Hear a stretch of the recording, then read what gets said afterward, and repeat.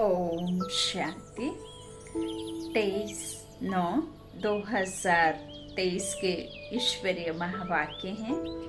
आज के साकार मुरली का सार। मीठे बाबा ने कहा, मीठे बच्चे, आत्मा और परमात्मा का यथार्थ ज्ञान तुम्हारे पास है, इसलिए तुम्हें ललकार करनी है। तुम हो शिव शक्तियाँ। प्रश्न है मुरली का, सबसे ऊंची मंजिल कौन सी है जिसका ही तुम बच्चे पुरुषार्थ कर रहे हो? उत्तर में प्यारे बाबा ने कहा, निरंतर याद में रहना, यह है सबसे ऊंची मंजिल। याद से ही कर्म भोग चुकतु हो कर्मातीत अवस्था होगी। जिस माता पिता से अपार सुख मिल रहे हैं, उनके लिए बच्चे कहते, बाबा आपकी याद भूल जाती है। वंडर है ना। देही अभिमानी रहने का पुरुषार्थ चलता रहे तो याद भूल नहीं सकती। अब खुद हम देह को भूल नहीं पाते तो देह के संबंध याद आते हैं। यदि हम देही निश्चय कर, आत्मा समझकर और भी ड्रामा के पार्ट मनुष्य आत्माओं को सिर्फ आत्मा ही देखेंगे तो परमात्मा के साथ में अच्छी लगन भी लगी रहेगी, उनकी याद भी नहीं भूलेंगे। लेकिन बाबा कहते हैं यह मुश्किल होता है ना? तो देही अभिमानी रहने का पुरुषार्थ चलता रहे तो नहीं भूल सकते। गीत है, किसने यह सब खेल रचाया। ओम शांति। भगवान वाच, बच्चे अपने बाप को जानते हैं। अभी बच्चे आकर के बाप द्वारा आस्तिक बने हैं, क्योंकि बाप द्वारा बाप को जाना है, इसलिए आस्तिक कहलाते हैं। तुमने जाना है बरोबर हम आत्मा है, वह हम आत्माओं का बाप है। भल कोई मनुष्य अपने को आत्मा समझते भी हो, परंतु परमात्मा को कोई नहीं जानते। जब बाप खुद आकर बच्चे पैदा करे और उनको अपना परिचय दे तब जाने। बाबा कहते हैं, जब बाप खुद आकर बच्चे पैदा करें और उनको अपना परिचय दें तब जाने। बाप को ही अपना परिचय देना है, वह है आत्माओं का फादर। सम्मुख आकर बतलाते हैं कि तुम आत्माएं हो, मैं तुम आत्माओं का परम पिता हूँ। तुम निश्चय करते हो, यह तो कॉमन बात है। आत्माओं का बाप जरूर है। गायन भी है, आत्मा और परमात्मा अलग रहे बहुकाल। बाप को बच्चे ही जानते हैं। बाप 5000 वर्ष बाद फिर आए हुए हैं। जब सब बच्चे नास्तिक दुखी बन जाते हैं, एक भी आस्तिक नहीं रहता है, तब बाप आते हैं। आस्तिक बनाकर फिर छिप जाते हैं, फिर कोई भी बाप को जानते नहीं। अब तुम बच्चों में यह निश्चय नंबर बार पुरुषार्थ अनुसार है। सबको पूरा निश्चय नहीं है। भले यहाँ सम्मुख बैठे हैं, जानते हैं परम पिता परमात्मा पतित पावन बाप पतित से पावन देवता बना रहे हैं। देवताओं की तो यहाँ सिर्फ मूर्तियाँ हैं, खुद तो है नहीं। कई मनुष्य आत्माएं तो कई माताएं बहनें मुरली साफ कहते हैं कि मैं इसलिए आ जाती हूँ क्योंकि मुझे आज कोई दूसरा काम नहीं था, और मैं कोई मंदिर में भजन कीर्तन करने के समय, रामायण पाठ चलने के समय तो मैं तो आती भी नहीं हूँ। वो तो मुझे समय मिल जाता है, फ्री रहती हूँ तो आ जाती हूँ। देखो बाबा तुमको क्या से क्या बना रहे हैं, और तुमको परमात्मा मिलने के बाद भी यदि इस तरह की मन में संकल्प आते हैं कि मुझे तो फुर्सत नहीं रहती, जिस दिन फ्री फील करती हूँ, फ्री हूँ, कुछ काम नहीं है तो आ जाती हूँ। स्वयं परमात्मा तुम्हें पढ़ा रहे हैं। सतगुरु शिक्षक बनकर के तुम्हें ले जाने आया है, पढ़ा रहे हैं, पिता बनकर पालना दे रहे हैं, फिर भी तुम बाप को फारकती देते हो और कोई कुछ नहीं कहता, फिर भी तुम ऐसे बाबा के लिए टाइम निकालते हो। तो ज़रा देखो अपने भाग्य को लकीर खींचना हुआ कि नहीं हुआ। तो बाबा कहते हैं इस तरह से तो जब तक तुमको सब आस्तिक नहीं तुम सबको आस्तिक बनाने आया हो ना, तो बाबा को नहीं जानना ही तो नास्तिक है।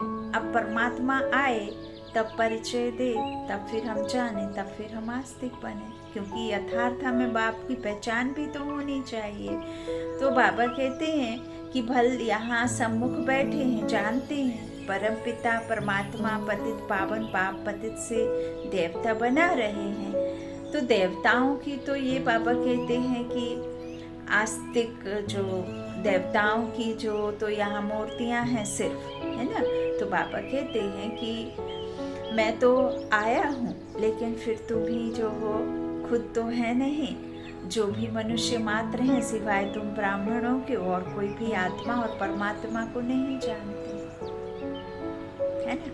मूर्तियों को पूजते हैं, मूर्तियों में भगवान को देखते हैं, और अभी देखो गणपति के समय में भी मूर्तियां रखते हैं। और भगवान ने कहा कि तुम अपने अंदर के संस्कारों को जो दुख देते हैं, तकलीफ देते हैं, जो 5 विकार हैं, उनको क्या करना है? उनका दान करना है, उनका विसर्जन करना है, उनको छोड़ना है, उनको त्यागना है। लेकिन बाहरी दुनिया मनुष्यों ने तो जिन मूर्तियों को बिठाकर उनको प्राण प्रतिष्ठा करके उनमें भगवान देखे और उन्हीं को ले जा कर के डुबो देते हैं, जबकि अपने अंदर के कोई भी विकारों को डुबाया ही नहीं, पता नहीं, और पता चल भी जाता है तो बिना विकारों के वो सोचते हैं कि रह नहीं सकेंगे, तो इतने जल्दी उनसे छूटते नहीं हैं। तो बाबा क्या कह रहे हैं? देवताओं की तो यहाँ सिर्फ मूर्तियाँ हैं, खुद तो है नहीं। जो भी मनुष्य मात्र हैं सिवाय तुम ब्राह्मणों के और कोई भी आत्मा और परमात्मा को नहीं जानते। हम सो परमात्मा कह देने से ना आत्मा को ना परमात्मा को जानते। तुम बच्चे जानते हो कि एक भी मनुष्य नहीं जो अपने को यथार्थ रीति आत्मा समझ और परमात्मा को अपना बाप समझे।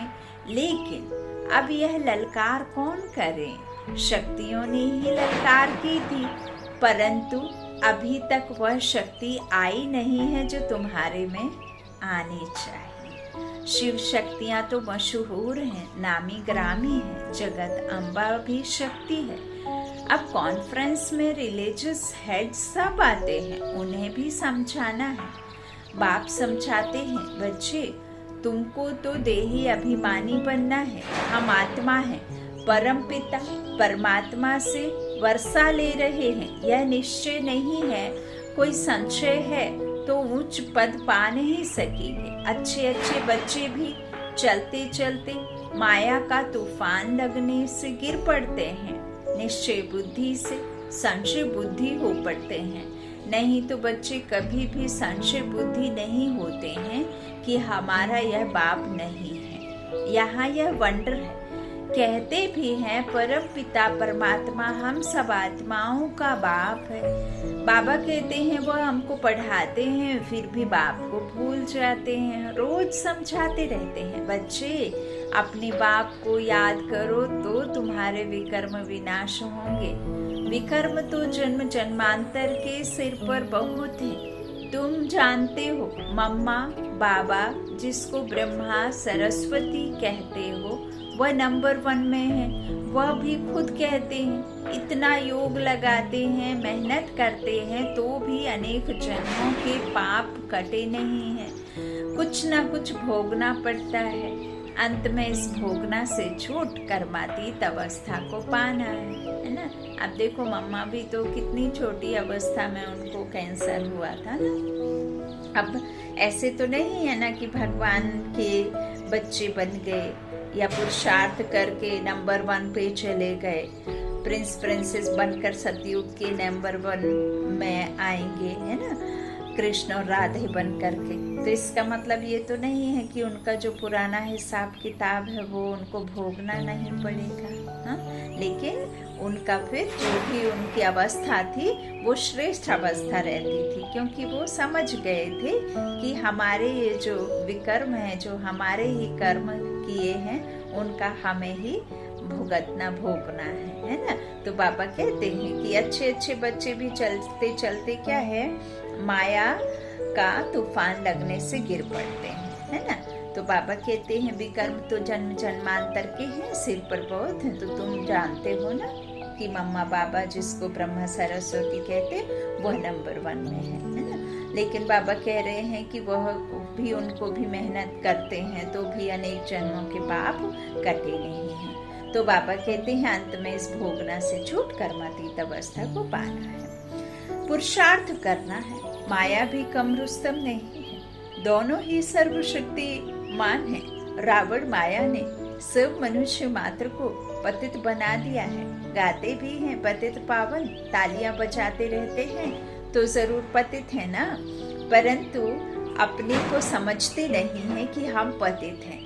यह समझाना भी जरूरी है कि अब यह पतित दुनिया है। पावन दुनिया सतयुग को कहा जाता है। पावन दुनिया में ऐसे पतित पावन को नहीं बुलाएंगे। वहाँ तो भारत बहुत सुखी था, एक ही धर्म था।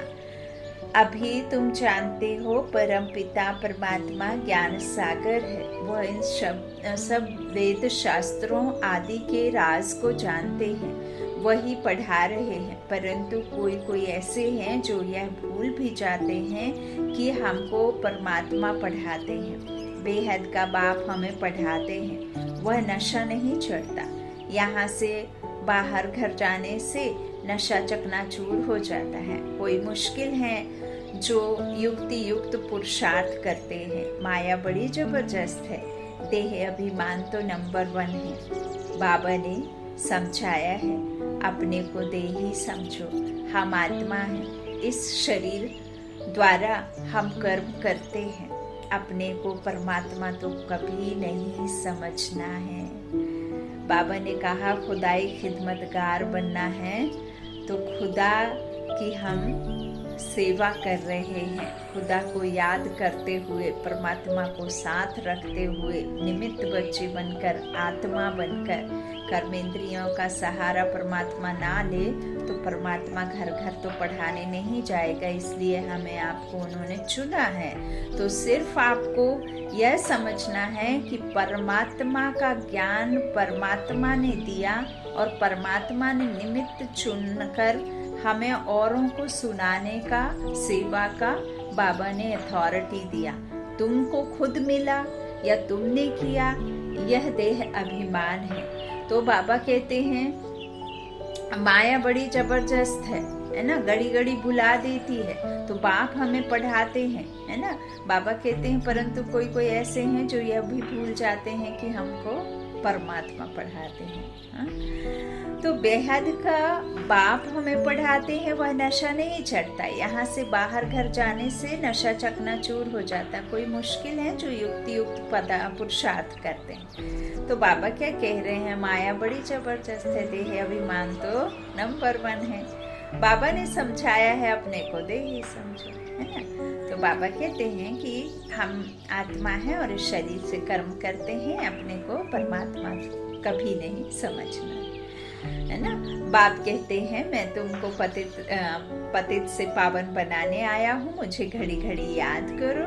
परंतु बहुत अच्छे अच्छे बच्चे भी बाप को याद नहीं करते हैं और फिर सच भी नहीं बतलाते हैं। चार्ट जो लिख कर भेजते हैं उसमें भी झूठ सच्चा चार्ट लिखते नहीं हैं। बाबा समझाते हैं अपने को आत्मा समझो, हम आत्मा 84 जन्म पूरे कर अब बाबा के पास जाती हूँ। सवेरे उठकर बाबा को याद करो तो उसका नशा सारा दिन रहेगा। और बाबा कहते हैं कई कई भाई बहन बताते हैं कि सुबह सबसे पहले विस्तार में जाने से पहले विस्तार को समेट करके उस परमात्मा को वहीं बैठ करके जैसे ही आँख खुलती है तभी प्यार से गुड मॉर्निंग करना, या रात में किसी कारणवश नींद टूट जाती है तब भी परमात्मा को ही याद करना। और कई फिर स्नान आदि की बात करते हैं, पहले बोलो कि फ्रेश हो जाए, नहा धो करके ही परमात्मा के योग में बैठें। अब जब तक आप नहाना धोना या अपना फ्रेश होना करेंगे तब तक तो आपकी बुद्धि और तरफ चली जाएगी, किसी की बिजनेस में, किसी की कहीं चली जाएगी। तो इसलिए परमात्मा कहते हैं कि जिस अवस्था में आप उठते हो उसी अवस्था में कम से कम 5 मिनट तो आप विस्तार में जाने से पहले विस्तार को समेट करके मुझे याद करें। बाद में फिर और करते हुए योग आदि भी लगाएं, नहाना धोना भी करें, वो स्वच्छता भी ठीक है, लेकिन उसके पहले आपको यहाँ परमात्मा के अच्छे श्रेष्ठ संकल्पों से ही शुरुआत करनी है ना, उठते ही। तो बाबा कहते हैं हम आत्मा 84 जन्म पूरे कर अब बाबा के पास जाती हूँ ना, तो सवेरे उठकर बाबा को याद करो तो उसका नशा सारा दिन रहेगा। सुबह सुबह सबसे पहले आत्मा को शक्तिशाली विचारों का भोजन कराएं, तो वही शक्तिशाली अवस्था फिर आपकी पूरे दिन रहेगी। तो मनुष्य धन कमाते हैं तो नशा रहता है ना कि आज इतना कमाया, यह भी धंधा है। व्यापार है तो उसमें कितनी मेहनत करनी चाहिए। बाबा अपना अनुभव बतलाते हैं, ब्रह्मा बाबा कितनी मेहनत करते हैं, सवेरे उठकर अपने से बातें करनी है। अब पाठ पूरा हुआ, बाबा कहते हैं अभी हम गए कि गए, फिर 21 जन्म राज्य करना है। कितना मीठा, कितना प्यारा, वंडरफुल बाबा है। ऐसे बाप को कोई भी मनुष्य मात्र जानते नहीं है। बाप आकर बच्चों को अपने से भी ऊंच ले जाते हैं और बच्चे फिर बाप को सर्वव्यापी कह अपने से भी नीचे ले गए हैं। इसलिए बाप कहते हैं तुम बहुत दुखी बन पड़े हो, मैं तुम बच्चों को ब्रह्मांड और विश्व दोनों का मालिक बनाता हूँ और फिर तुम बच्चे मुझ बाप को सर्वव्यापी कह देते हो। यह भी ड्रामा में खेल है। अब बाप डायरेक्शन देते हैं, ऐसे समझाओ। लक्ष्मी नारायण आदि देवी देवताएं 100% सॉल्वेंट बुद्धि थे, अभी नहीं है। फर्क देखो कितना है। कहाँ भारत स्वर्ग था, अभी नर्क है। यह ज्ञान कोई भी मनुष्य में नहीं है।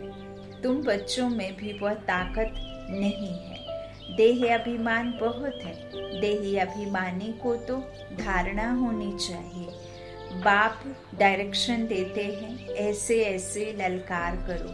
आत्मा क्या है, परमात्मा क्या है, कोई को पता नहीं है। तुम जानते हो हम आत्मा बिंदी है। बाबा कहते हैं हमारा बाप परमपिता परमात्मा भी बिंदी है। यह नॉलेजफुल पतित पावन है, जन्म मरण में नहीं आते हैं। हम आत्माएं जन्म मरण में आती हैं। परम पिता परमात्मा है, मेरा भी पाठ है। बाबा कहते हैं मैं आता हूँ, यहाँ रहता नहीं हूँ, आता हूँ, है ना, संगम योग पर। वो भी आना भी ऐसा होता है कि कोख में नहीं, अवतरण लेते हैं, है ना। तो बाबा कहते हैं मैं आता हूँ तुम सबको सुखी बनाकर फिर निर्वाण धाम में बैठ जाता हूँ। मनुष्य बूढ़े होते हैं तो वानप्रस्थ में चले जाते हैं, परंतु अर्थ नहीं समझते। वानप्रस्थ माना वाणी से परे स्थान, जहाँ आत्माओं का स्थान है। जहाँ शरीर नहीं होता तो वाणी होती नहीं वहाँ, है ना। तो बाबा कहते हैं वाणी से परे स्थान, वह थोड़े ही वाणी से परे बैठते हैं। अभी वानप्रस्थी तो सब हैं, हम आत्माएं वाणी से परे रहने वाली हैं, परंतु उस स्थान को जानते नहीं। तुम्हारे में भी कोई की बुद्धि में यह बातें हैं। देह अभिमान बहुत है, बाप को फॉलो नहीं करते हैं। माया भी बहुत प्रबल है, बहुत तेज है, बहुत प्रबल है। अब रावण अपने राज्य में किसी और का राज्य कैसे आने देगा, तो वो तो अपनी पूरी कोशिश करेगा कि मेरा ही राज्य रहे। तो परमात्मा इसीलिए कहते हैं मैं खुद दूसरे राज्य में आया हूँ। तो दूसरे राज्य में आने से तो पावरफुल वो भी है ना। तो मेरे पावर को प्राप्त करने के लिए और नहीं हारने के लिए मायापति का हाथ पकड़ना है, तब फिर मायापति तुमको अपना बना करके इस माया से जीत दिलाएंगे। तो बाबा कहते माया तो प्रबल है ना, आत्मा और परमात्मा के संबंध को कोई भी नहीं जानते, तो गुप्त है। आत्मा जैसे शरीर में है लेकिन नहीं दिखती है ना, लेकिन है, यह अटल सत्य है। तो बाबा भी है, लेकिन बाबा को भी हमें सिर्फ किस दृष्टि से देख सकते हैं, इसी दिव्य दृष्टि से, और उसे समझना है। जैसे हमने आत्मा पर निश्चय किया कि आत्मा है शरीर को चलाने वाली, ऐसे ही परमात्मा है आत्मा का पिता, है ना। तो बाबा कहते हैं बाप के संबंध को ही नहीं जानते। तुम भी घड़ी घड़ी भूल जाते हो, बाप का बनकर बाप को पूरा याद नहीं करना, पूरा याद करना चाहिए ना, लेकिन नहीं करते। तो कहते हैं बाबा घड़ी घड़ी याद करना भूल जाता हूँ। अरे तुम माता पिता को याद करना भूल जाते हो, निरंतर याद करने की ही मंजिल है। और परमात्मा तो आते ही हैं यही बात समझाने के लिए कि तुम मुझे याद करो। उसमें ना कोई मेहनत है, ना परिश्रम है ना, और बिना पैसा खर्च किए की याद है, और ना ही किसी तरह का कोई रोड़ा डाल सकता, क्योंकि आप मन में जब किसी की याद करते हैं मन से, तो आपके मन को कोई पढ़ थोड़ी पाता है। तो बाबा कहते हैं इसमें कोई किसी तरह का आपको कोई रोक ही नहीं सकता। तो जिस माता पिता से स्वर्ग का वर्षा ले रहे हो, तुम उनको भूल जाते हो। वंडर है, माता पिता तो एक ही हैं। बाप कहते हैं मैं ही तुम्हारा माता पिता हूँ। यह है बड़ी गुहा बातें। कई समझते हैं जगत अम्बा माता है, परंतु नहीं, वह तो साकारी है ना, यहाँ ही चाहिए होगी ना। तुम माता पिता गाते हो निराकार को। यह सब बातें पहले नहीं बतलाते थे। दिन प्रतिदिन गुहा बातें सुनाई जाती हैं। कोई भी बात ना समझा सको तो बोलो बाबा ने अनुज सुनाया नहीं, है ना। बाप से पूछेंगे। दिन प्रतिदिन बहुत नई नई पॉइंट्स मिलती रहती हैं। नॉलेज तो बहुत बड़ी है, समझने वाले कोई समझें, पढ़ते पढ़ते थक जाते हैं। बाबा को लिखते हैं मैं नहीं चल सकूंगा, तंग हो गया हूँ। तंग होकर पढ़ाई को छोड़ देते हैं। विकार में जाते हैं तो पढ़ाई छूट जाती है। यह पढ़ाई ब्रह्मचर्य की धारणा से ही होगी।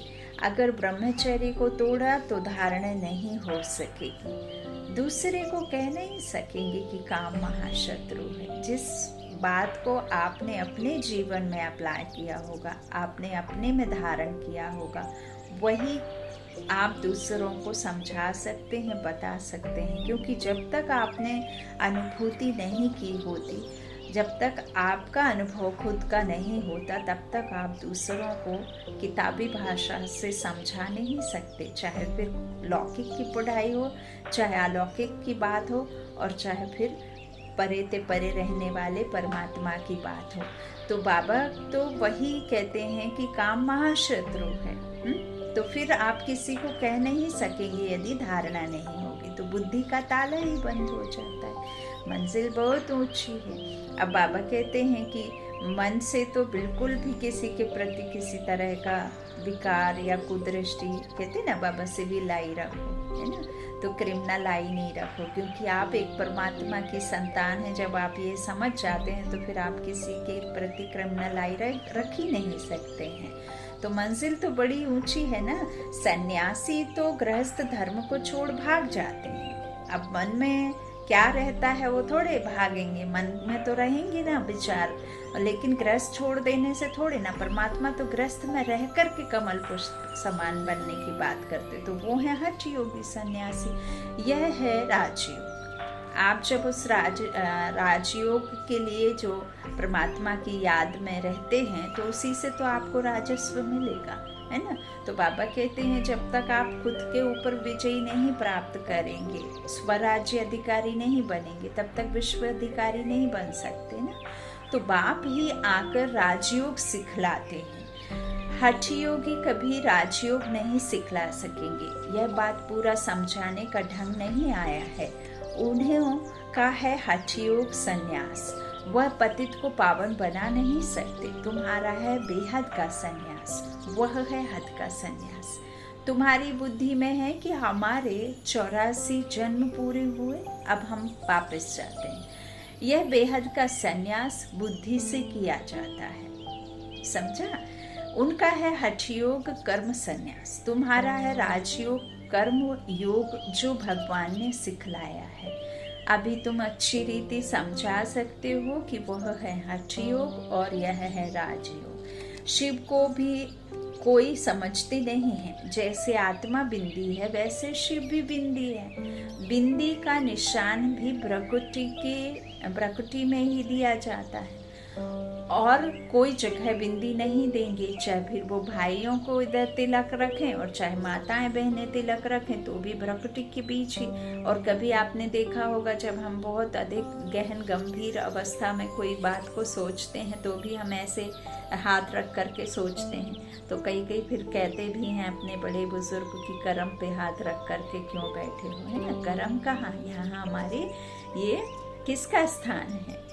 जो अविनाशी आत्मा है, जो कर्म करती है कर्मेंद्रियों के द्वारा, मन बुद्धि संस्कार, है ना? तो बाबा कहते हैं भ्रकुटी में ही बिंदी दी जाती है, आत्मा भी यहाँ ही निवास करती है, अकाल तख्त, है ना? तो यह किसको पता नहीं है। इतनी छोटी बिंदी में 84 जन्मों का अविनाशी पाठ नुदा हुआ है। यह कितनी डीप बातें हैं, कोई को समझाने नहीं आएंगी, रियलिटी में समझाना है। जैसे आत्मा बिंदी है वैसे परमात्मा भी बिंदी है। अगर दूसरी आत्मा आएगी तो वह भी बाजू में आकर बैठेगी ना। ब्रह्मा बाप के तन में आए हैं परमात्मा, तो फिर वो आत्मा कहाँ आकर के बैठी? बाजू में आकर बैठी है ना। अब जैसे किसी के शरीर में प्रेत आत्मा आ जाती है तो वो क्या करती है ना? आकर के उस शरीर में आ जाती है तो फिर वो वैसे ही कर्म करती है ना जैसे वो कराती है उससे, है ना?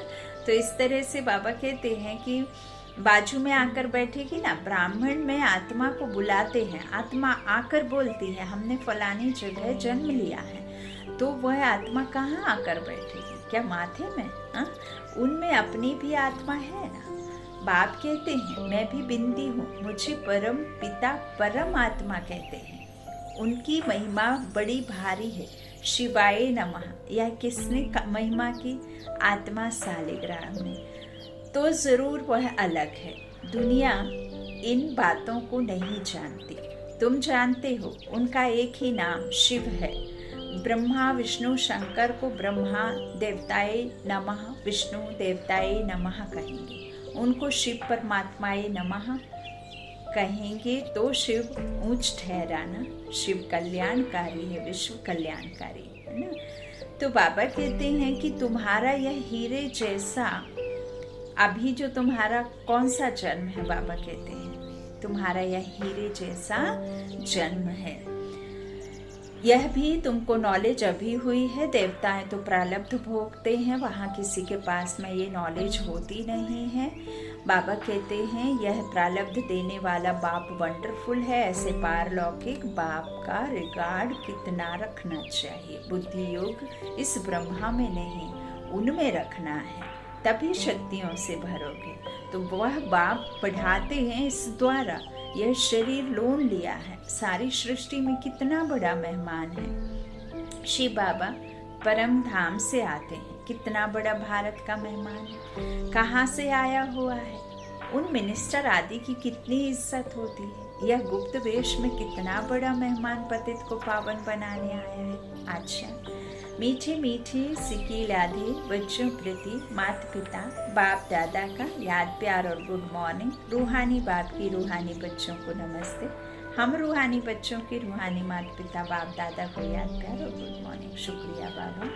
धारणा के लिए मुख्य सार है। पहला बाबा ने कहा सवेरे सवेरे उठ याद में बैठ, कमाई जमा करनी है, अपने आप से बातें करनी है, देही अभिमानी रहना है। दूसरा, राजयोग कर्मयोग सीखना और सिखलाना है। कभी भी तंग होकर पढ़ाई नहीं छोड़नी है। बाप का रिगार्ड जरूर रखना है।